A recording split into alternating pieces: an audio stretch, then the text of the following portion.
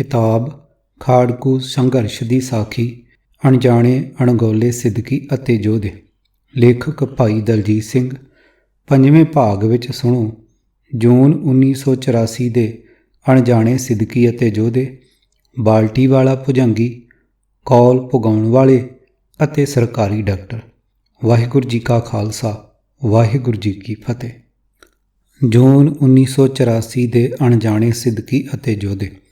ਦਰਬਾਰ ਸਾਹਿਬ ਸ੍ਰੀ ਅੰਮ੍ਰਿਤਸਰ ਉੱਪਰ ਦਿੱਲੀ ਦਰਬਾਰ ਦਾ ਹਮਲਾ ਸਿੱਖੀ ਦੀ ਨਿਆਰੀ ਹੋਂਦ ਹਸਤੀ ਨੂੰ ਮਲੀਆ ਮੇਟ ਕਰਕੇ ਅਤੇ ਸਿੱਖਾਂ ਨੂੰ ਸਦਾ ਲਈ ਦੁਬੇਲ ਬਣਾ ਕੇ ਰੱਖਣ ਦਾ ਯਤਨ ਸੀ।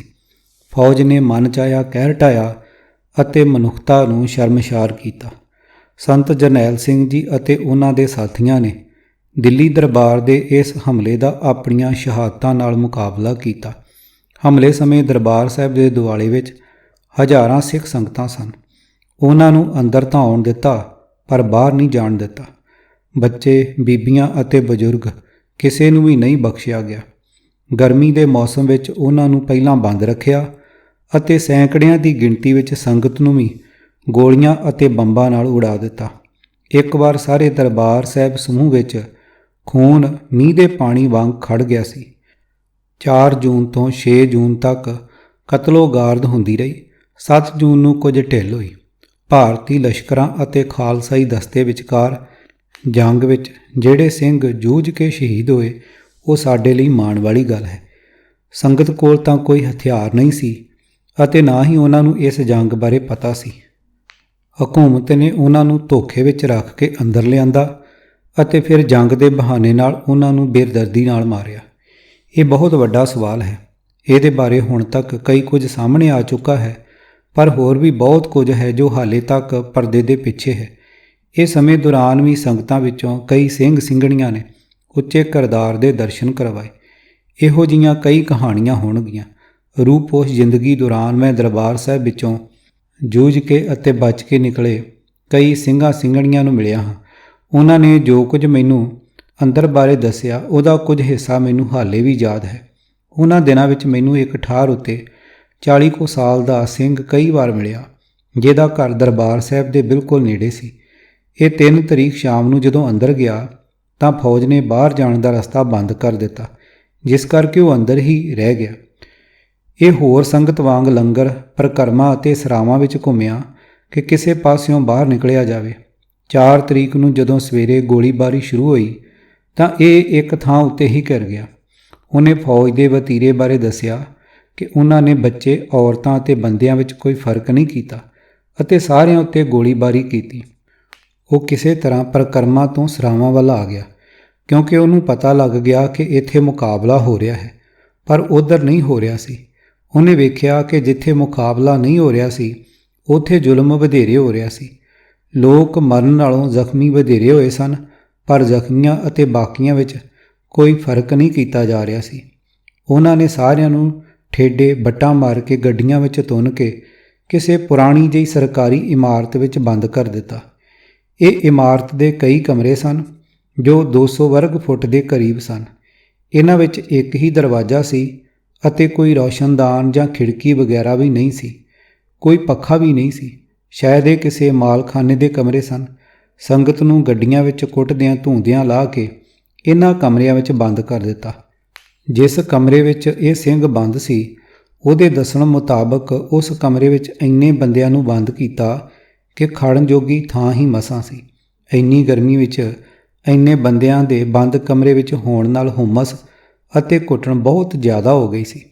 ਜੇ ਕੋਈ ਬੈਠਦਾ ਤਾਂ ਉਹਨੇ ਦਮ ਘੁੱਟ ਕੇ ਹੀ ਮਰ ਜਾਣਾ ਸੀ। ਇਹ ਬਹੁਤ ਜੋਖਮ ਅਤੇ ਸਹਿਮ ਭਰਿਆ ਸਮਾਂ ਸੀ। ਕਿਸੇ ਨੂੰ ਪਤਾ ਨਹੀਂ ਸੀ ਕਿ ਅੱਗੇ ਉਹਨਾਂ ਨਾਲ ਕੀ ਹੋਣ ਵਾਲਾ ਹੈ। ਫੌਜੀਆਂ ਦਾ ਵਤੀਰਾ ਬਹੁਤ ਮਾੜਾ ਸੀ। ਅਸਲ ਵਿੱਚ ਉਹ ਸਾਰਿਆਂ ਨੂੰ ਮਾਰਨਾ ਚਾਹੁੰਦੇ ਸਨ, ਪਰ ਕਿਸੇ ਚੰਗੇ ਅਫਸਰ ਦੇ ਵਿੱਚ ਆਉਣ ਨਾਲ ਸਭ ਨੂੰ ਗ੍ਰਿਫਤਾਰ ਕਰਨਾ ਪੈ ਗਿਆ, ਜਿਹਦੇ ਲਈ ਫੌਜ ਕੋਲ ਕੋਈ ਪ੍ਰਬੰਧ ਨਹੀਂ ਸੀ, ਜਿਸ ਕਰਕੇ ਸਾਨੂੰ ਇੱਥੇ ਲਿਆ ਕੇ ਤੁੰਨ ਦਿੱਤਾ। ਫੌਜੀਆਂ ਵਿੱਚੋਂ ਬਹੁਤਿਆਂ ਦੀ ਸ਼ਰਾਬ ਪੀਤੀ ਹੋਈ ਸੀ। ਉਹ ਹਰ ਗੱਲ 'ਤੇ ਗਾਲਾਂ ਕੱਢਦੇ ਸਨ। ਗਰਮੀ, ਘੁੱਟਣ ਅਤੇ ਤੇਹ ਕਰਕੇ ਲੋਕਾਂ ਵਿੱਚ ਹਾਹਾਕਾਰ ਮੱਚ ਗਈ। ਕਈ ਬੰਦੇ ਉੱਚੀ ਉੱਚੀ ਚੀਕਣ ਲੱਗ ਪਏ। 2-3 ਘੰਟਿਆਂ ਮਗਰੋਂ ਫੌਜੀਆਂ ਨੇ ਦਰਵਾਜ਼ਾ ਖੋਲ੍ਹਿਆ ਤਾਂ ਲੋਕਾਂ ਨੇ ਪਾਣੀ ਦੀ ਮੰਗ ਕੀਤੀ। ਅੱਗੋਂ ਫੌਜੀਆਂ ਨੇ ਗਾਲਾਂ ਕੱਢੀਆਂ ਅਤੇ ਕਿਹਾ ਕਿ ਜਿਹੜਾ ਬਾਹਰ ਆਊ ਉਹਨੂੰ ਗੋਲੀ ਵੱਜੂਗੀ। ਪਾਣੀ ਪਿਲਾਉਣ ਦੀ ਥਾਂ ਜਲੀਲ ਕਰਕੇ ਫੌਜੀਆਂ ਨੇ ਫਿਰ ਸਭ ਨੂੰ ਅੰਦਰ ਬੰਦ ਕਰ ਦਿੱਤਾ ਅਤੇ ਦਰਵਾਜ਼ਾ ਲਾ ਦਿੱਤਾ। ਇਸ ਨਾਲ ਜ਼ਿਆਦਾਤਰ ਲੋਕ ਘਬਰਾ ਗਏ ਜੋ ਪਹਿਲਾਂ ਹੀ ਹਾਲੋਂ ਬੇਹਾਲ ਸਨ। ਲੋਕ ਪਿੰਜਰੇ ਵਿੱਚ ਤੁੰਨੇ ਹੋਏ ਮੁਰਗਿਆਂ ਵਾਂਗ ਕਸਾਈ ਦੀ ਛੁਰੀ ਦੀ ਉਡੀਕ ਕਰ ਰਹੇ ਸਨ। ਕੁਝ ਚਿਰ ਵਿੱਚ ਲੋਕ ਨਿਢਾਲ ਹੋ ਕੇ ਇੱਕ ਦੂਜੇ ਦੇ ਆਸਰੇ ਨਾਲ ਖੜਨ ਲੱਗੇ। ਸਭ ਨੂੰ ਸਾਹ ਔਖਾ ਆ ਰਿਹਾ ਸੀ। ਹੌਲੀ ਹੌਲੀ ਬੰਦੇ ਥੱਲੇ ਡਿੱਗਣ ਲੱਗ ਪਏ। ਡਿੱਗਣ ਵਾਲਿਆਂ ਵਿੱਚੋਂ ਮੁੜ ਕੋਈ ਵੀ ਉੱਠਦਾ ਨਹੀਂ ਸੀ। ਜ਼ਿਆਦਾਤਰ ਲੋਕ ਤੇਹ ਅਤੇ ਘੁੱਟਣ ਨਾਲ ਤੜਕੇ ਤੱਕ ਬੇਹੋਸ਼ ਜਿਹੇ ਹੋ ਗਏ ਸਨ। ਕਈਆਂ ਦਾ ਮਲ ਮੂਤਰ ਵੀ ਉੱਥੇ ਹੀ ਨਿਕਲ ਗਿਆ ਸੀ। ਉਹ ਸਿੰਘ ਨੇ ਦੱਸਿਆ ਕਿ ਉਸ ਕਮਰੇ ਵਿੱਚ ਇੱਕ 50 ਕੁ ਸਾਲ ਦੀ ਬੀਬੀ, ਉਸ ਬੀਬੀ ਨੇ ਅਖੀਰ ਤੱਕ ਹੌਸਲਾ ਨਹੀਂ ਹਾਰਿਆ। ਉਹ ਸਾਰਿਆਂ ਨੂੰ ਹੌਸਲਾ ਦਿੰਦੀ ਰਹੀ ਅਤੇ ਸਮਝਾਉਂਦੀ ਰਹੀ ਕਿ ਇਹ ਸਾਡੀ ਪਰਖ ਦਾ ਸਮਾਂ ਹੈ, ਤੁਸੀਂ ਹੌਸਲਾ ਨਾ ਹਾਰੋ। ਉਹਨਾਂ ਸਾਡੇ ਤਖਤ 'ਤੇ ਹਮਲਾ ਕੀਤਾ ਹੈ ਤਾਂ ਸਾਡੇ ਸਰੀਰਾਂ ਦੇ ਕੀ ਮਾਇਨੇ ਹਨ। ਕੁਝ ਸਮਝਾਉਣ ਮਗਰੋਂ ਉਹ ਫਿਰ ਸਤਨਾਮ ਦਾ ਜਾਪ ਕਰਨ ਲੱਗ ਜਾਂਦੀ ਜਾਂ ਚੌਪਈ ਸਾਹਿਬ ਦਾ ਪਾਠ ਕਰਨ ਲੱਗ ਜਾਂਦੀ। ਹੌਲੀ ਹੌਲੀ ਉਹਦਾ ਸਭ ਉੱਤੇ ਅਸਰ ਹੋਣਾ ਸ਼ੁਰੂ ਹੋਇਆ। ਉਸ ਵੱਲ ਵੇਖ ਕੇ ਕੁਝ ਹੋਰ ਬੰਦਿਆਂ ਨੇ ਵੀ ਹੌਸਲਾ ਫੜਿਆ ਅਤੇ ਹਾਲਤ ਨੂੰ ਸਮਝਣ ਦੀ ਕੋਸ਼ਿਸ਼ ਕੀਤੀ। ਲੋਕ ਨਿਢਾਲ ਵੀ ਹੋ ਗਏ ਸਨ, ਪਰ ਕੁਝ ਲੋਕ ਥੋੜ੍ਹੇ ਧੀਰਜ ਵਿੱਚ ਵੀ ਆ ਗਏ, ਜਿਸ ਕਰਕੇ ਰੋਣਾ ਅਤੇ ਰੌਲਾ ਵੀ ਥੰਮ ਗਿਆ। ਕੁਝ ਹੋਰ ਲੋਕ ਵੀ ਪਾਠ ਕਰਨ ਲੱਗ ਪਏ, ਪਰ ਬਹੁਤੇ ਲੋਕਾਂ ਦੀ ਮਾਨਸਿਕ ਹਾਲਤ ਜ਼ਿਆਦਾ ਖਰਾਬ ਹੋ ਗਈ ਸੀ। ਉਹ ਬਹੁਤ ਡਰ ਘਬਰਾ ਗਏ ਸਨ। ਉਹਨਾਂ ਤੋਂ ਪਾਠ ਵੀ ਨਹੀਂ ਹੋ ਰਿਹਾ ਸੀ। ਅਗਲਾ ਸਾਰਾ ਦਿਨ ਅਤੇ ਰਾਤ ਕਮਰਾ ਇਸੇ ਤਰ੍ਹਾਂ ਹੀ ਬੰਦ ਰਿਹਾ। ਕਈ ਜੀ ਉੱਥੇ ਹੀ ਪੂਰੇ ਹੋ ਗਏ।